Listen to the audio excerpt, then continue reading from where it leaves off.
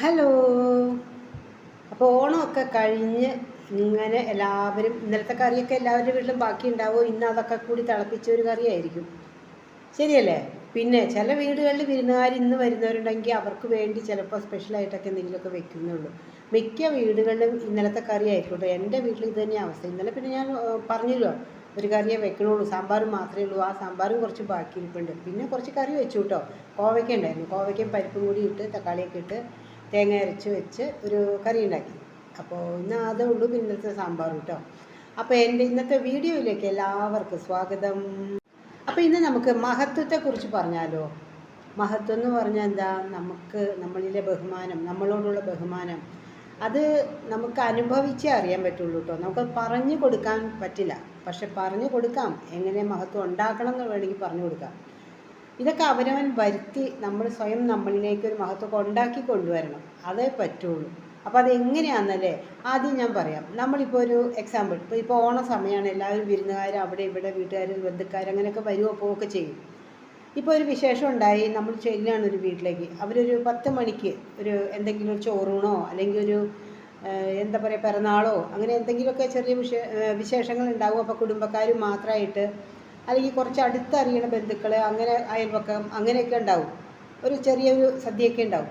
അങ്ങനെ നമ്മൾ ചെല്ലുമ്പോൾ 10 മണിക്കെന്ന് പറയുമ്പോൾ നമ്മൾ 8 മണിക്കേ ചെല്ലരുത് കേട്ടോ. ആ 8 മണിക്ക് ചെല്ലുമ്പോൾ നമ്മുടെ മഹത്വം പോവുകയാണ്.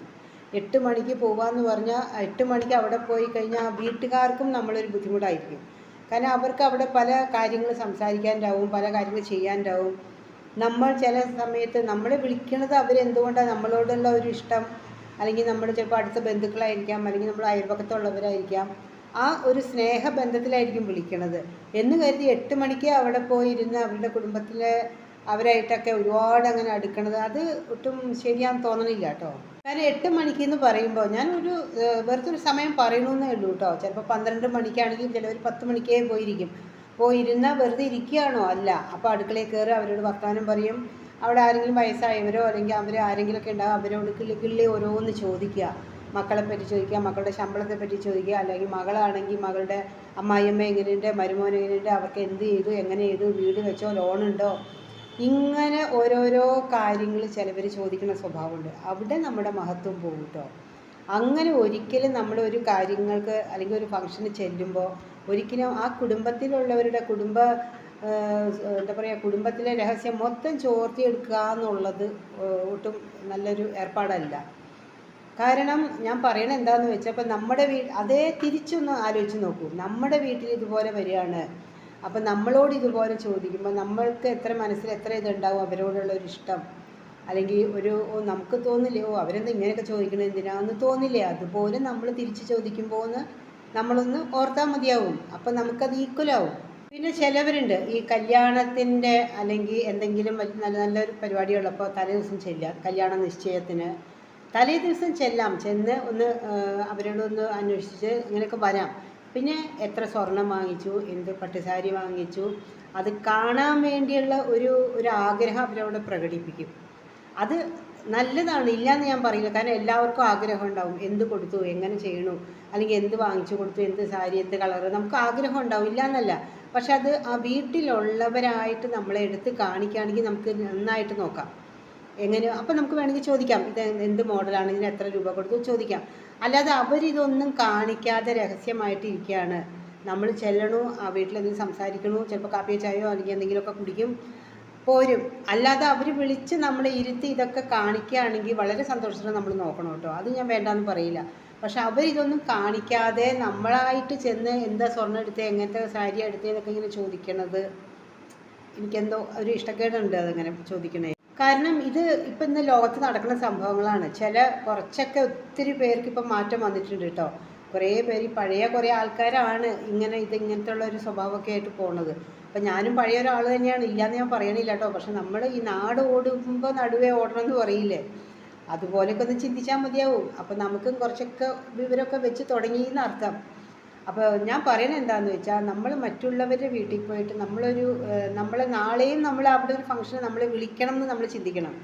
അങ്ങനെ നാളെയും നമ്മളെ വിളിക്കണം എന്നുണ്ടെങ്കിൽ ഇപ്രാവശ്യം നമ്മൾ പോകുമ്പോൾ നല്ല പെരുമാറ്റത്തോടെ നല്ല സ്വഭാവത്തോടെ അവരായിട്ട് ഒരു അണ്ടർസ്റ്റാൻഡിങ്ങിൽ പോവുകയാണെങ്കിൽ നാളെയും അവിടെ എന്തെങ്കിലും പരിപാടിയുള്ളപ്പോൾ നമ്മൾ വിളിക്കും. അല്ല ഇപ്പോൾ നമ്മൾ ചെന്ന് അവരോട് അത് ഇതും ചോദിച്ച് അവരുടെ അതും അനാവശ്യമായിട്ടുള്ളതും കാര്യങ്ങൾ അത് ഇതൊക്കെ അറിയാൻ വേണ്ടി ഇങ്ങനെ ചോദിച്ചു കഴിഞ്ഞാൽ പിന്നെ അവർ തോന്നും, ഓ അടുത്ത പ്രാവശ്യം അവളെ വിളിക്കൊന്നും വേണ്ട, അത് ഇവിടുത്തെ വിവരങ്ങൾ അറിയാൻ രഹസ്യം അറിയാൻ മന്നോളാന്ന് പറയും. ശരിയല്ലേ? ഏതൊരു വീട്ടിലേക്ക് നമ്മൾ പോകുമ്പോൾ അതിൻ്റേതായ മര്യാദ പാലിക്കുക. അടുക്കളയിൽ കയറി പാത്രങ്ങൾ തുറന്നു വെക്കുക, അല്ലെങ്കിൽ കബോർഡിൽ ഉണ്ടെങ്കിൽ ചിലപ്പോൾ കുട്ടികളായിരിക്കും റൂമിലൊക്കെ ഇരിക്കുന്നത്. കബോർഡൊക്കെ ചിലവർക്ക് അങ്ങനെ ഒരു സ്വഭാവമുണ്ട്. കുട്ടികളെ കാണിച്ചു കൊടുക്കുക, ഇത് അവക്കടെ ഉടുപ്പാണ്, ഇത് ഇവളുടെ ഉടുപ്പാണ്, അല്ലെങ്കിൽ അതുപോലെ എനിക്ക് വാങ്ങിക്കണം, അങ്ങനെയൊക്കെ ചിലവരൊക്കെ പറയാറുണ്ടല്ലോ അല്ലേ. ഒരാളുടെ കാണുമ്പോൾ അതേപോലെ തിരിച്ച് പകർത്തിയെടുക്കാൻ ചിലവർക്ക് ഒരു ഭയങ്കര സാമർഥ്യമാണ്. അതൊക്കെ നല്ലതാട്ടോ. പക്ഷെ നമ്മൾ അവരുടെ വീട്ടിൽ കയറി നമുക്ക് സ്വാതന്ത്ര്യമില്ലാത്തൊരു വീടാണെന്ന് നോക്കുക. എത്ര സ്വാതന്ത്ര്യം ഉണ്ടെങ്കിലും നമ്മളതിന് ലിമിറ്റ് വെച്ചുകൊണ്ട് നമ്മുടെ സ്വാതന്ത്ര്യം അവിടെ പ്രകടിപ്പിക്കുക എന്നാണ് ഞാൻ പറഞ്ഞത്. കാര്യം പല സാധനങ്ങളുണ്ടാവും, പല കാര്യങ്ങളുണ്ടാവും. പക്ഷെ നമ്മുടെ വീട്ടിൽ ഇതേ അവസ്ഥ തന്നെ ഉണ്ടാവും. അപ്പം നമ്മളും എങ്ങനെ പെരുമാറും നമുക്കറിയാലോ. അത് ചിന്തിക്കുമ്പോൾ ഈ സ്വഭാവം നമ്മളൊന്ന് പതുക്കെ മാറ്റിയെടുക്കാൻ ശ്രമിക്കണം. അതാണ് വേണ്ടത്. പിന്നെ ചിലർക്കൊരു സ്വഭാവമുണ്ട്. ഇതുപോലെ ചെറിയ ചെറിയ ഫംഗ്ഷനൊക്കെ ഓരോ വീടുകളൊക്കെ പോകുമ്പോൾ അവിടെ 2-3 പേര് ചേർന്ന് കഴിഞ്ഞാൽ മൂന്നാമത് ഒരാളെ പറ്റി കുറ്റം പറയൽ. അപ്പോൾ അവരവിടെ ഉണ്ടാവില്ല ആ സമയത്ത്. അപ്പോൾ കുറ്റപ്പെടുത്തലൊക്കെ കുറച്ച് കൂടുതലായിരിക്കും. അവർ വന്നു കഴിഞ്ഞാൽ സഡൻ സ്റ്റോപ്പിട്ട് നിർത്തുന്ന ഒരു സ്വഭാവമുണ്ട്. അതൊന്നും കൊള്ളൂല കേട്ടോ. നമ്മളെപ്പോലെ അവരും ഒരു ഇതാണെന്ന് ചിന്തിക്കുക. ഇങ്ങനെ വെറുതെ ഒരു ആവശ്യമില്ലാത്ത കാര്യങ്ങൾ അത് ഇതൊക്കെ പറഞ്ഞ് മറ്റുള്ളവരെ കുറ്റപ്പെടുത്തി അതാരെങ്കിലും കേൾക്കും, അവരോട് അത് പോയി പറയും. അപ്പോൾ അങ്ങോട്ടും ഇങ്ങോട്ടും ഒരു നീരസം വരും. ഇങ്ങനെയൊക്കെ കേട്ടോ കൂടുതലും ഓരോരുത്തർക്കും ഓരോരോ നീരസം വന്നത്. കാരണം അറിയാതെ ചിലപ്പോൾ പറഞ്ഞു പോണതായിരിക്കാം, ഇല്ലയെന്നല്ല. പക്ഷേ ഒരു പ്രാവശ്യം നമുക്ക് അബദ്ധം പറ്റും, രണ്ടാമതും ഈ അബദ്ധം പറ്റരുത്. അതാണ് ഞാൻ പറഞ്ഞത്. ഏതിനും നമുക്ക് ഓരോരോ നമുക്കൊരോ അനുഭവങ്ങൾ ഉണ്ടാവും. ആ അനുഭവം നമ്മൾ അറിയാതെ നമ്മൾ ചില സമയത്തൊക്കെ നമുക്ക് പ്രകടിപ്പിച്ചു എന്ന് വരും. അതൊരു പ്രാവശ്യം നമ്മൾ ചെയ്യുമ്പോൾ അത് തെറ്റായിരുന്നു എന്ന് നമുക്ക് മനസ്സിലാക്കി കഴിഞ്ഞാൽ പിന്നെ നമ്മളത് ഒരിക്കലും തുടരുതെന്നാണ് പറയുന്നത്. ഒരു പ്രാവശ്യം നമുക്ക് ചിലപ്പോൾ തെറ്റ് സംഭവിക്കാം. നമ്മൾ മനുഷ്യരല്ലേ, ഈ പറഞ്ഞ പോലെ ചിലപ്പോൾ അറിയാതെ നമ്മുടെ വായിൽ നിന്ന് എന്തെങ്കിലും വീണു പോകാം. ചിലപ്പോൾ നമ്മൾ മനസ്സാവാച അറിയാത്ത കാര്യങ്ങളായിരിക്കാം. പക്ഷേ അത് തെറ്റാണെന്ന് നമ്മൾ തിരിച്ചറിയുമ്പോൾ പിന്നെ നമ്മളത് റിപ്പീറ്റ് ചെയ്യരുത്. ഒരു സ്ഥലത്ത് പോയി നമ്മൾ ഒരു പ്രാവശ്യം ഒരാളെ എന്തെങ്കിലും പറഞ്ഞു, അല്ലെങ്കിൽ അവർക്കത് ഇഷ്ടപ്പെട്ടില്ല, അവർ ചോദിക്കുകയോ ചിലപ്പോൾ നീരസം പ്രകടിപ്പിക്കുകയോ മുഖത്തിലൂടെ കണ്ടാൽ അറിയാൻ പറ്റും ഓരോരുത്തർ നമ്മളോട് എന്ത് ചെയ്തു എന്നുള്ളതൊക്കെ. നമ്മളും ചിലപ്പോൾ തിരിച്ചങ്ങനെയൊക്കെ ആയിരിക്കും കേട്ടോ. പക്ഷെ അത് നമ്മൾ തെറ്റാണെന്ന് മനസ്സിലാക്കി കഴിഞ്ഞാൽ പിന്നെ വേറൊരു സ്ഥലത്ത് പോകുമ്പോൾ ഇതുപോലുള്ള സംസാരം അല്ലെങ്കിൽ ഇതുപോലുള്ള പെരുമാറ്റമൊക്കെ ഒന്ന് നമ്മൾ നിയന്ത്രിച്ച് നിർത്തുക. അത് കുറച്ചൊക്കെ നമ്മുടെ സോഷ്യലായിട്ടുള്ള എല്ലാവരുടെയും ഇടപെടലിന് കുറേ ഉപകാരപ്പെടും കേട്ടോ. അപ്പോൾ മറ്റൊന്നുമല്ല കേട്ടോ, നമ്മളിലെ മഹത്വം നമ്മൾ തന്നെ തിരിച്ചറിയണം. നമുക്കും പോസിറ്റീവായിട്ടുള്ള കുറേ കാര്യങ്ങളുണ്ട്, നമ്മളും മിടുക്കരാണെന്ന് തെളിയിക്കണം. അങ്ങനെ തെളിയിക്കണമെങ്കിൽ നമ്മൾ മറ്റൊരു വീട്ടിൽ ചെല്ലുമ്പോൾ ഈ പറഞ്ഞതൊക്കെ നോക്കിയും കണ്ടൊക്കെ പെരുമാറുക എന്ന് മാത്രം.